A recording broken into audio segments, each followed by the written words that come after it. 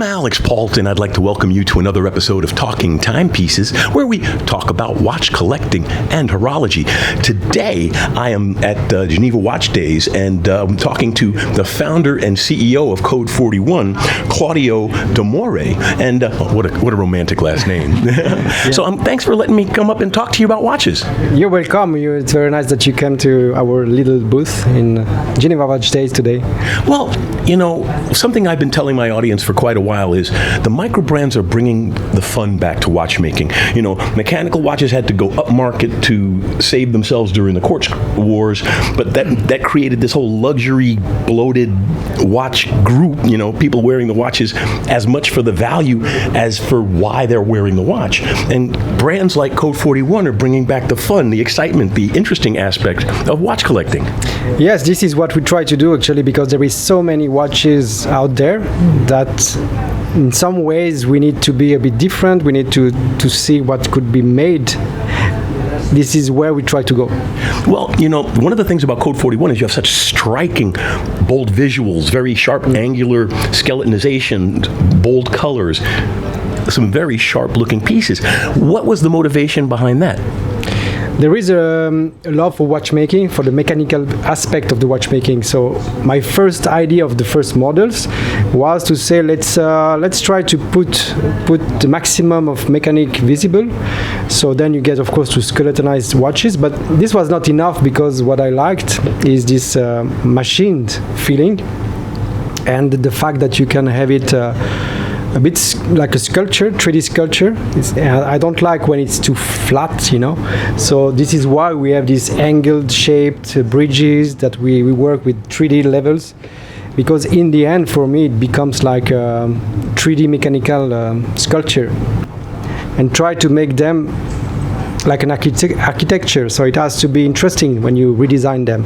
So it's volume, it's 3D, it's not just open work on flat surfaces, and this is where, of course, it's much more complicated to make, but also much more interesting in the end. I agree. Now, why don't you tell us a little bit about the pieces that we have here? I noticed you had them in groups. Explain the different groups and what they mean for the audience.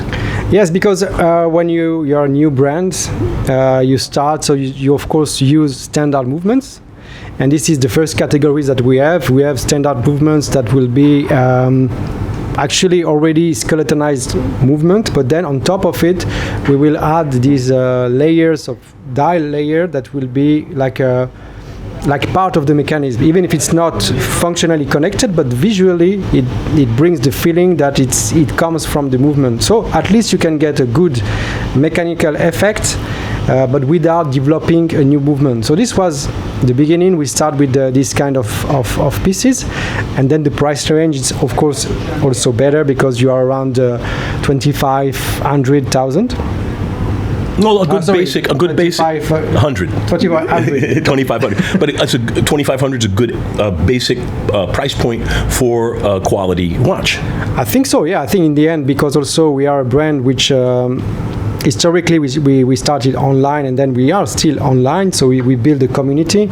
The goal was also to be transparent. This was also 8 years ago our concept, to say, okay, we want to avoid all these things about origin or whatever, so let's be transparent. We explain the origin of every component, even the price. We explain the price and the margins we had. So and this is where we started quickly to have success, and today we have 300,000 members in the community, 23,000 clients, and only on 3 markets in Europe, and now we are expanding to US, and we are starting just now to start to US. So, but okay, the reason was there. So it means we just want to explain how it works, have a very high quality perceived value for the ratio money and what you get for it.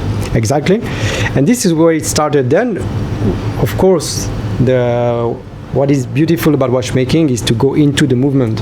And this is where we started with the first piece, which is the X41. Mm-hmm. This piece, the X41, was the idea to create the first community-based mechanical movement.